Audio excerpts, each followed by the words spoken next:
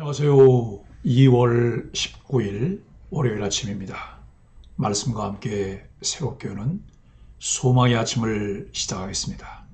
스카이 재선이는 우리 앞에 고난을 주님의 시각으로 보고 은혜의 힘으로 다룰 때 우리는 성장할 수 있다라고 이야기합니다. 사무엘하 15장 13절로 23절까지 말씀을 본문으로 하여 어려울 때 곁을 지키는 사람들이라고 하는 주제로 함께 은혜를 나누기를 원합니다. 성숙한 그리스도인은 나보다 남을 생각하는 마음이 큽니다. 다윗은 아들의 반란으로 아무런 기약 없이 정처 없는 걸음을 내딛습니다. 삶이 막막할 때 옆에서 함께 해주는 사람은 큰 힘이 됩니다. 그러나 다윗은 자신과 함께하는 사람들이 큰 어려움을 당할 수도 있다는 마음에 그들에게 돌아가라고 권면합니다. 그리고 진심으로 은혜와 진리가 함께 있기를 빌어줍니다. 내가 받기를 원하는 만큼 남을 먼저 생각하는 것이 그리스도인들이 가져야 할 자세입니다. 자신의 약함을 수시로 확인하지 않으면 우리는 자신의 힘을 과대평가하기 쉽습니다. 모든 좋은 것을 자기 덕으로 여기는 것이 우리의 타고난 본성입니다. 우리는 자기 육신을 믿으며 하나님 앞에서 뻔뻔스럽게 자신을 높이고 마치 하나님의 은혜 없이도 자기 능력만으로 충분한 것처럼 삽니다. 그런 교만을 꺾기에는 우리의 약함을 직접 경험하게 하는 것보다 더 좋은 방법이 없습니다. 그래서 하나님은 치욕과 가난, 질병 같은 고난이 우리를 괴롭게 하도록 허락하십니다.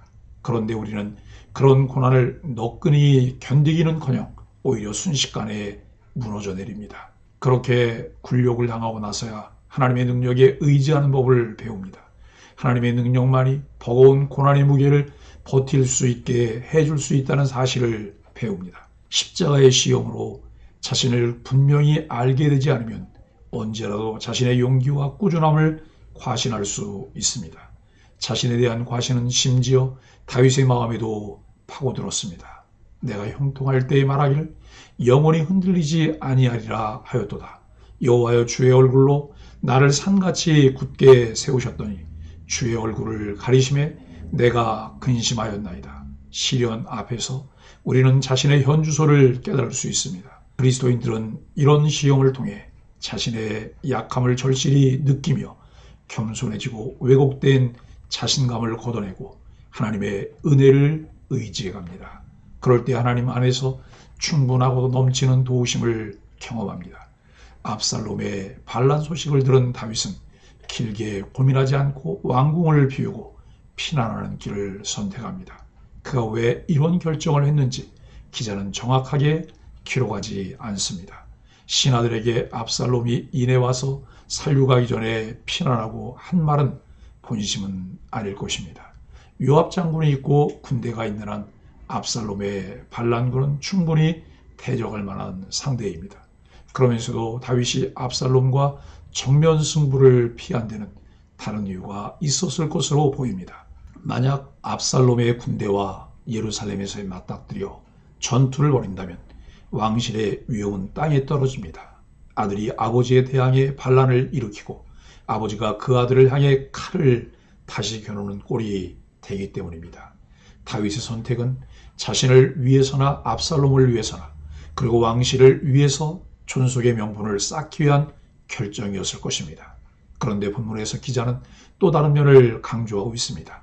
다윗을 추종한 세력이 다양했을 텐데 기자는 굳이 그렛 사람과 블렛 사람, 가드 사람들을 가장 먼저 언급합니다.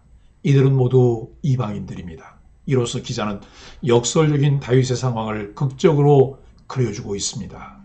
이방인들은 목숨을 걸면서까지 다윗을 따르는데 정작 아들 압살롬은 자신을 향해 칼을 겨누고 있습니다. 조금 확장하면 다윗의 존재에 내재된 역설적이고 모순된 상태, 겉모습과 속마음 사이의 괴리를 생각해 볼 수 있습니다. 사람들에게 드러난 다윗의 겉모습은 신앙의 본질에 충실하면서 함부로 말하지 않고 명분을 지키는 왕입니다. 그러나 본문에서 직설적으로 드러내지 않지만 하나님과 다윗만 아는 속마음은 사뭇 달랐을 수 있습니다. 사울의 처음 의심대로 다윗은 왕의 자리에 올랐습니다. 또 정적들을 직접 제거하지는 않았어도 다 제거했습니다. 갖고 싶은 것은 살인 교사를 통해서라도 손에 넣었습니다. 그런 내면의 부조화가 가장 가까워야 할 아들의 반란으로 터진 셈입니다. 이것이 본문에서 생각해 보아야 할 교훈 가운데 하나입니다. 진짜 친구는 위기 가운데 드러난다는 말이 있습니다. 진정으로 마음을 함께하는 사람은 위기의 순간에도 곁을 지킵니다. 다윗 왕은 아들 압살롬의 반역으로 왕궁을 버리고 도망가야 했습니다. 왕에서 쫓기는 신분으로 전락한 다윗을 신하들과 그렛 사람과 블렛 사람, 가드 사람 600명이 따라 나섭니다.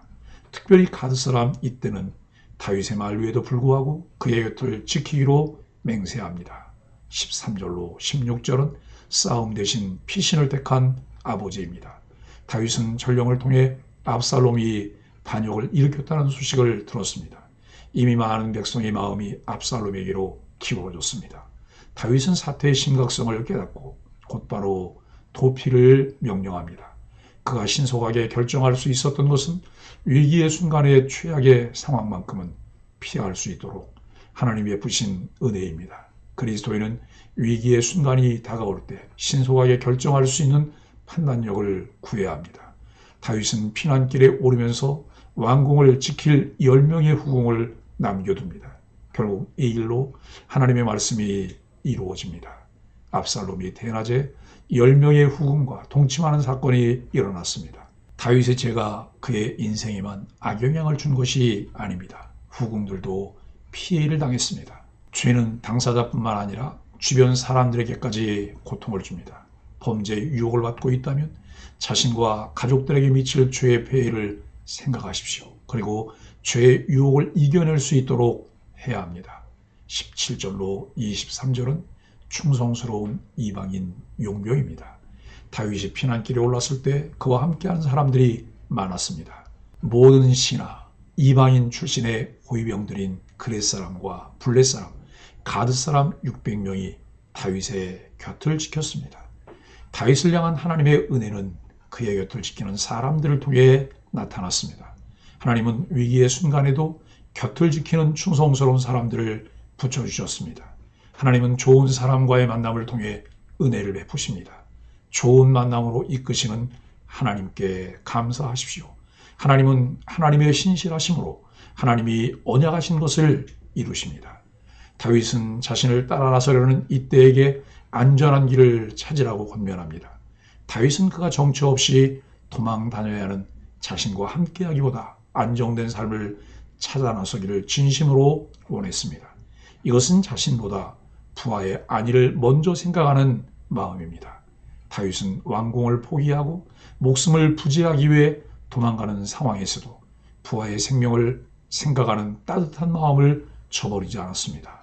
그리스도인은 어떤 상황에서도 은혜 베풀기를 잊지 말아야 합니다. 이때는 다윗의 만류에도 불구하고 왕이 어느 곳에 있든지 자신이 사나 죽으나 함께 하겠다고 맹세합니다. 그는 충성스러운 신하입니다. 아들마저 자신을 배반하는 뼈아픈 순간에 이방인 출신의 이때는 다윗에게 충성을 맹세합니다. 다윗에게 이때는 혈육보다 더 귀한 존재입니다. 그리스도인은 주님의 몸인 교회를 이루는 지체입니다. 그리스도의 피로 맺어진 영적 가족입니다. 같은 부르심 안에서 가치를 공유하며 같은 목적을 가진 하나님의 가족입니다. 힘들고 어려운 일이 있어도 곁을 지키며 함께 이겨낼 영적 가족입니다. 다윗은 자신의 죄로 인해서 고통을 당합니다. 아들의 반역이라는 뼈아픈 고통입니다. 그러나 하나님은 그를 향한 은혜를 중단하지 않으셨습니다. 어려운 순간에도 그와 함께하기를 결단한 많은 사람이 있었습니다. 때로는 좋은 만남과 충실한 관계가 하나님이 함께 하신다는 증거가 됩니다. 사랑하는 소망의 가족 여러분, 그리스도인은 공동체 안에서 다른 지체가 힘들어할 때 그와 등지는 사람이 아니라 그의 곁을 지켜주는 사람이 되어야 합니다. 그리스도의 피로 이어진 영적 가족이기 때문입니다. 하나님을 믿는 사람에게는 다른 점이 있습니다. 절망하며 낙심될 때 하나님을 찾는 것입니다. 마음이 불안할수록 하나님을 향해 더 달려갑니다. 그런데 예수를 믿지 않는 사람에게는 이것이 없습니다. 낙심하면 낙심 속에 주저앉아 버립니다. 그래서 랄프 wal도 에머슨은 이렇게 말했습니다. 나에게 무슨 일이 일어나느냐 하는 것이 중요한 것이 아니라 내 마음이 어떻게 반응하느냐가 중요합니다. 그렇습니다. 문제가 문제인 것이 아니라 그 문제에 대해 어떤 반응을 보이는가 하는 것이 문제입니다. 내가 낙심했다면 하나님을 찾아야 합니다. 어떤 목사님이 비행기를 탔습니다. 그런데 그날따라 기류의 영향으로 기체가 요동치면서 승객들이 불안에 떨었습니다. 그런데 그때 앞좌석에서 키득키득 웃는 소리가 났습니다. 목사님은 속으로 정신 나갔지. 이 불안한 상황에서 웃음이 나오나? 라고 생각하며 앞좌석을 쳐다보았습니다. 그랬더니 어떤 청년이 모니터에 나오는 코미디 프로그램을 보고 있었다고 합니다.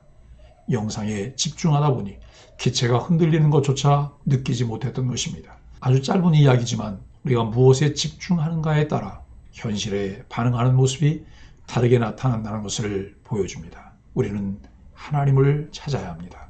사슴이 시냇물을 찾기에 갈급한 것처럼 하나님을 찾기에 갈급해야 합니다. 하나님을 향해 우리의 시선을 고정하면 우리는 어떠한 원수의 공격에도 낙심하지 말고 당당하게 맞설 수 있습니다.